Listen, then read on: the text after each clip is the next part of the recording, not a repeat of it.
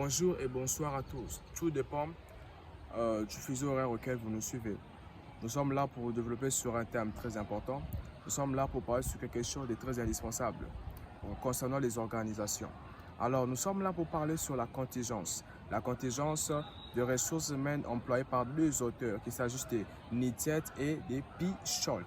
Ces deux auteurs, partant de leur conviction, partant de leur recherche, ils ont voulu nous faire comprendre tout au début que le but de leur recherche était de nous faire comprendre que chaque organisation, chaque entreprise a ses propres caractéristiques, a ses propres spécificités, d'où il faut à l'entreprise de s'adapter à ses propres spécificités. Il faut à l'entreprise de s'adapter aux caractéristiques liées à son activité, aux caractéristiques liées à sa survie, aux caractéristiques liées même à la manière dont l'entreprise arrive à réaliser même son chiffre d'affaires. Alors nous sommes ici pour parler de cette contingence. Nous devons savoir que la contingence de la gestion des ressources humaines reconnaît que les pratiques de gestion des ressources humaines ne peuvent être appliquées de manière uniforme ou unilatérale à toutes les organisations. Au contraire, elles doivent être adaptées et ajustées en fonction des spécificités ou des relativités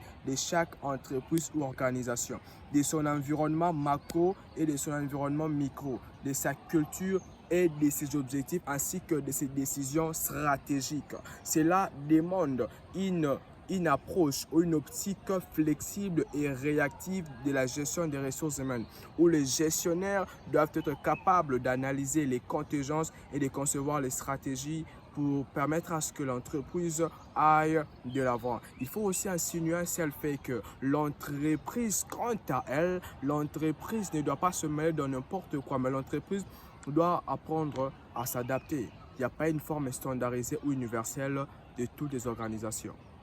Pourquoi nous parlons que l'entreprise ou les organisations doivent, partant de cette approche, partant des études, de recherche menées par ces deux auteurs ont voulu nous faire comprendre que l'entreprise doit s'adapter. Alors, qu'est-ce qu'il faut faire? Il faut insinuer sur le fait aussi que les caractéristiques, là, on doit les subdiviser en plusieurs compartiments. Il peut s'agir de la taille de l'entreprise, la taille de l'entreprise qui peut être une plus petite entreprise, une petite entreprise, une moyenne et une grande entreprise. Il peut s'agir aussi du secteur d'activité qui peut être le secteur primaire, secondaire, tertiaire ou quaternaire vu l'avènement d'une nouvelle technologie de l'informatique et tout ce qui va avec.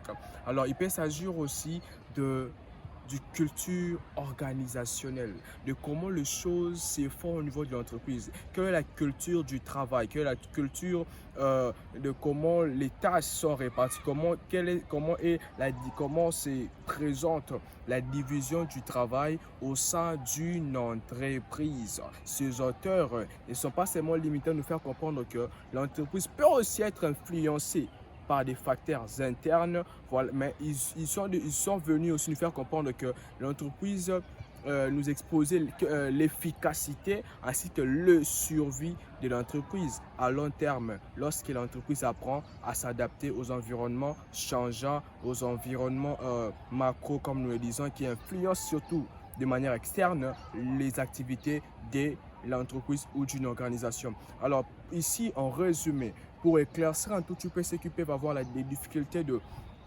cerner les dires de ce que je vais dire, est que l'organisation que nous parlons ici, c'est pour faire comprendre que ces auteurs ont voulu nous faire comprendre une chose, et que même dans la vie, il faut apprendre à s'adapter, mais pas se conformer.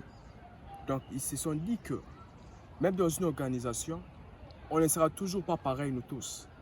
On ne doit pas apprendre à s'accommoder à toutes les autres organisations. On doit apprendre souvent à s'adapter, c'est ce qui est important pour toute organisation. Donc, ici, il y a même la nuance sur s'accommoder et s'adapter. Les auteurs nous convient à s'adapter. D'où la nécessité et l'importance, voire les primordiales. Pourquoi pas parler du crucial de l'entreprise? C'est de s'adapter. Les entreprises ne sont pas les mêmes. Il y a de petites, il y a ceux qui opèrent dans l'informel, D'où tu n'as pas besoin que le directeur des ressources humaines puisse commencer. Il n'y a, il y a même pas 3 ou 4 membres du personnel. Donc, les auteurs ont voulu faire comprendre qu'il faut souvent qu'il y ait la division des choses.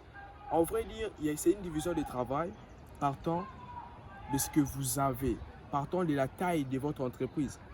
Parce que la taille de l'entreprise varie en fonction aussi des membres qui composent l'entreprise. Alors que lorsque nous allons dans le type des entreprises, toutes les entreprises ne sont pas pareilles. Il y a les grandes, il y a les petites, il y a les moyennes. Il y a les grandes, je disais, il y a les grandes, il y a les moyennes, il y a les petites, il y a les plus petites. D'où les deux auteurs, on peut conclure en disant qu'on a retenu une chose importante et qu'on doit s'adapter aux environnements et qu'on ne doit pas se laisser influencer par des facteurs néfastes, externes ou nuisibles et qu'on doit apprendre à surmonter même, de manière à ce que nous restons cette même organisation que les gens ont connue et qu'on évolue parce que leur approche, leur analyse va à ce que l'entreprise puisse connaître de l'efficacité ainsi que sa survie. Donc on parle de la croissance.